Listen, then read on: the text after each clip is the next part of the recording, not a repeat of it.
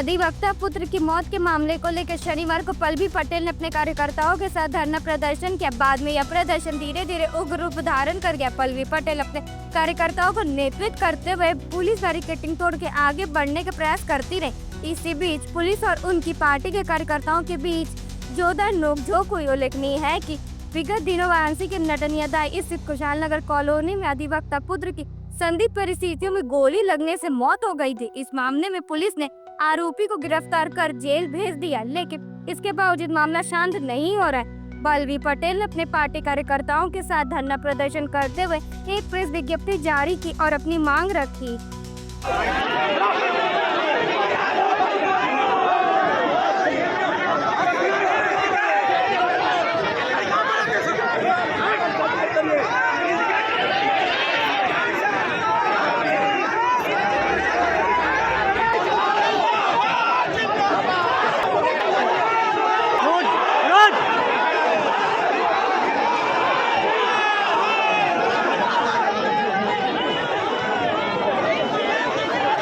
जी madam, किस प्रकार का विरोध प्रदर्शन कर रही है?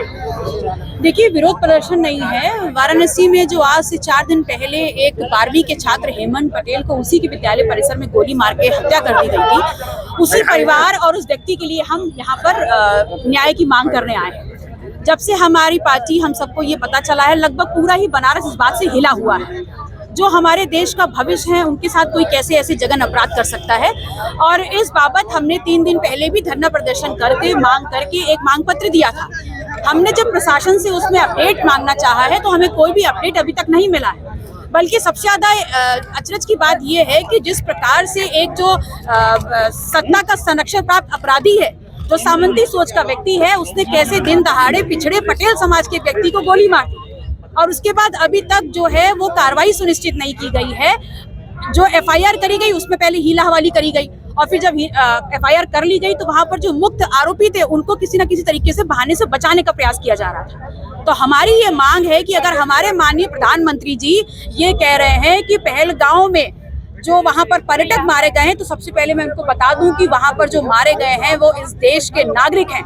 और इस देश का नागरिक अगर अपनी देश की प्रशासनिक सीमा में सुरक्षित नहीं है तो कौन सा संदेश जा रहा है? क्योंकि चाहे पहलगांव में हमारे देश के नागरिक मारे गए हो, चाहे बनारस में कोई हेमंत पटेल मारा गया हो, मारा तो हमारे देश का नागरिक गया है। अगर वहां पर गुनहगार, हम ये बोल रहे हैं कि वहां का जो गुनहगार है उसको शरण दे रही है, उसको संरक्षण दे रही है पाकिस्तान, तो यहाँ पर हेमंत पटेल के जो हत्यारे हैं उनको क्या भारतीय जनता पार्टी संरक्षण दे रही है? अगर वहां पर धर्म देखकर मारा गया है तो क्या यहाँ पटेल की जाति को देख करके नहीं मारा गया है? तो न्याय तो दोनों के लिए होना चाहिए।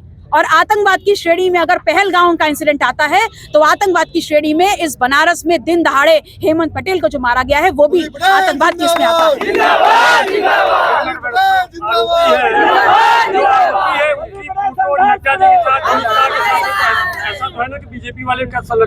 देखिए, मैंने इसीलिए कहा कि ये बहुत बड़ा अपराध है और जिस प्रकार से 96 घंटे होने के बाद भी अभी तक कार्रवाई नहीं हुई है, इसीलिए मैंने अपनी बात को शुरू करते वक्त कहा कि सत्ता संरक्षक अपराधी और एक सामंती सोच का व्यक्ति जो अपने रसूख का इस्तेमाल कर रहा है, तो उसके रसूख का अगर इस्तेमाल कर रहे हैं तो भारतीय जनता पार्टी को इस प्रदेश की जनता के सामने आकर के बताना पड़ेगा कि क्या संबंध है आपका उस हत्यारे से। और अगर संबंध नहीं है तो फिर यहाँ पर पुलिस प्रशासन के ऊपर किस प्रकार का दबाव है कि अब तक जो आरोपी थे उनको पकड़ा नहीं गया, उनके खिलाफ कार्रवाई नहीं हो रही है।